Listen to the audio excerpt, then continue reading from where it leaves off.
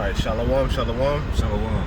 We're the brothers from Great Millstone Camp, Atlanta, coming back at the Spirit with another lesson. We pray and hope it's edifying, but first and foremost, we want to give all praises, glory, and honor to Yahweh, Ba'ashem, Yahweh Shai, Ba'ashem, Rakar Kadash. Double honors to our elders and the apostles of Great Millstone who rule and teach well, and peace, love, and salutations to the men out there pushing this word of truth and sincerity. And we just real quick wanted to go into how, hey man, things happen in life if the Lord is dealing with you, man. If the Lord is dealing with you, you're going to experience problems. You're going to experience things that you're going to have to go through. And that's just a lot, of a man of the Lord. Now, when the Lord does things to correct you or to chastise you, it shows that he's dealing with you. It shows that he's with you. Not like Jake out in the world where when the Lord corrects Jake, it's normally a death sentence, But with us, it's just a slight aid. You need to tighten up here. You need to tighten up there. I went to camp today, and I caught a flat on the way to camp, and caught a flat on the way back from camp. And what are you gonna do in a situation like that? But give all praise to Yahweh, Ba'ashem, Yahweh Shai. Because on both occasions it could have been a lot worse. I could have had a blowout, and I could have ended up in some type of terrible accident. Or it could have happened tomorrow when my rib and my sons and my children are in the car and I'm not in there, So that shows you, even in your situation, there's still mercy, So I'm going to bring out a quick precept. I'm going to go to Hebrews 12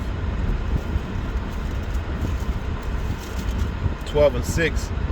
And it says, "For whom the Lord loveth,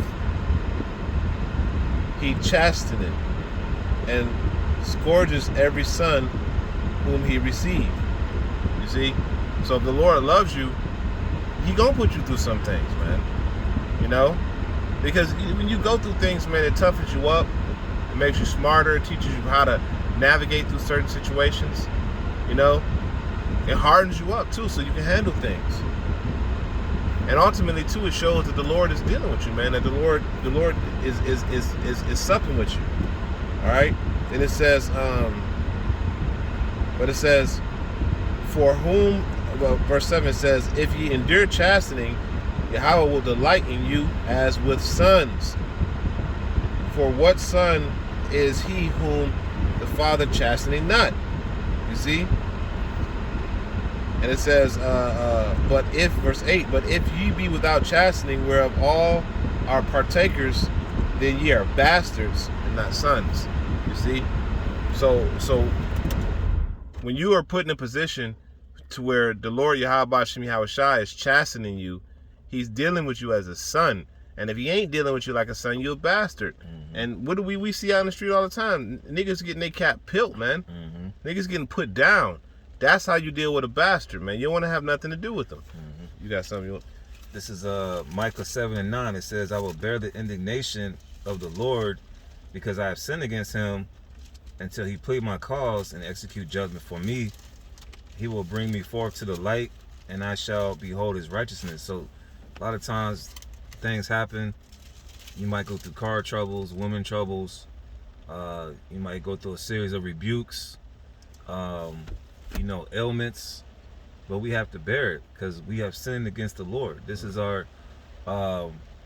these are our judgments, and we rather get these judgments in small time, like the brother said, than these jakes out here that are getting shot down, doing football numbers, catching all types of hell. So we have to look at it and take it cheerfully, like it says in Sirach, the second chapter. Mm-hmm. Okay.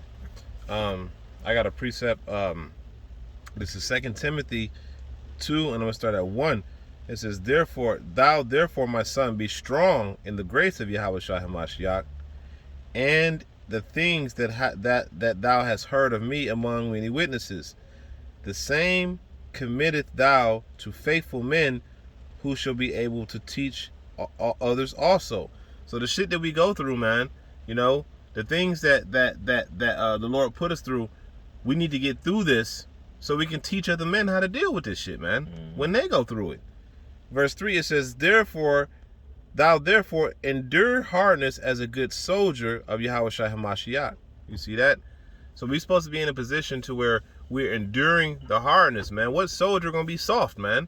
Right. That's why it says, therefore endure hardness as a good soldier. Because no army, no military want a bitch ass soldier, man. For lack of a better word, they don't want a pussy soldier. Mm-hmm. You got to be able to take stuff. You got to be able to endure hardship, man. Or you're not a soldier. Mm-hmm. You know? You got something else? There was one that I had. And this is let me see, 2 Timothy. I think it was 2 Timothy 4. Yeah. It says, this is 2 Timothy 4:2. It says, preach the word, be instant, in season, out of season, reprove, rebuke, exhort with all long suffering and doctrine.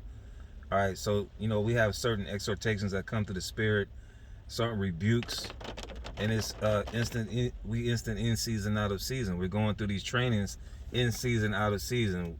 Today at camp it was raining. We were prophesying in the midst of a tropical storm. When it gets cold, we're gonna be prophesying in 20 degree weather and so on and so forth. So we're going through these trial periods, like the previous scripture said, to be soldiers, man. Mm-hmm. And we see our people now, they all fagged out, soft. You know what I'm saying? Jake get a flat tire, man. He start crying, man. Oh, what's going on, man? I can't, you know what I'm saying? Jake be going through stuff that we go through, but we know why. That's the difference between us and these regular Jakes out here. Not saying that Jake can't get the truth, but we catching hell because we know we sinned against the Lord. These Jakes just think because it's the color of their skin. Mm-hmm. All right? So we spiritually, we know why we go through these certain things, and at the same time, we're being built up because we're going to go through more trials and tribulations.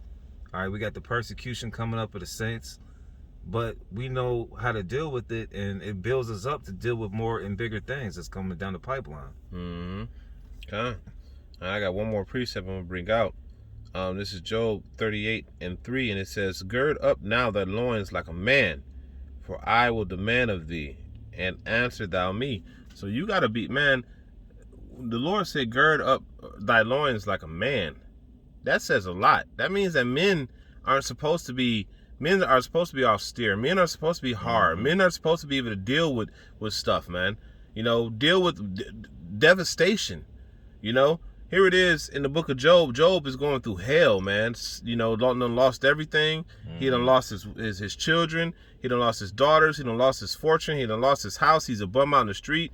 Now he got boils on his skin. He's scraping his skin with a pot, to try to get some type of relief from the boils. And what the Lord tell him? Gird your loins up like a man. And the Lord is telling him that because the Lord know what men are capable of, because he made us, man, especially the Israelite man. So he's pretty much telling Job, because the scriptures say the Lord don't give you more than what you can bear, man, roughly paraphrasing. So the Lord already knew that Job could take it. So he's telling Job, man, gird your loins up at a man. And what did Job say? And then Job went to go send up roughly paraphrasing prayers for the two that came to him and was spitting that nonsense to him, man. Mm-hmm. And Job was the one that was afflicted. You see? So that just goes to show you how when you a man of the Lord and you truly a man of the Lord, and the Lord has high expectations of you, man. High expectations. And even though you catching hell, and the Lord like, bro, I made you to where you can bear that, to where you can stand that, man. So what you doing? What you crying about, So that's why you got to take your chastening serious, cheerfully, move through it, and use it as a tool to strengthen you, man. Mm-hmm. So that was pretty much all I got, unless you had something else. Just one more in Sirach. This is Ecclesiastes chapter 2, verse 1. My son, if thou come to serve the Lord, prepare thy soul for temptation. Verse 2, set thy heart aright and constantly endure, and make not haste in the time of trouble. All right, when you get into these certain things, don't be hasty, man. Don't be like the world and start, woe is me and why is this happening? Verse 3, cleave unto him and depart not away, that thou mayest be increased at the last end. And here's the point in verse 4, whatsoever is brought upon thee, take cheerfully and be patient when thou art changed to a low estate. So at the end of the day, whatever you go through, good or bad, abounding or abasing, we have to give all praises to Yahweh Hashem Yahushua, because we have the understanding of these things. And like the brother said earlier, we're gonna have a time. It's gonna be a period where men are gonna come in, and we're gonna have to teach them these things. We're gonna have to give them these scriptures that we mentioned in these lessons to come from men that's coming in. Mm-hmm. You know, we're gonna have more brothers that's coming into the faith. You know. All right, so pretty much that was it. We're gonna end it off by giving all praise, glory, and honor to Yahweh, Ba'ashem, Yahweh Shai, Ba'ashem, Rachel Kodash. Also, double honors to our elders and the apostles, Millstone, who rule and teach well. And to the next time, I Shalom. Shalom.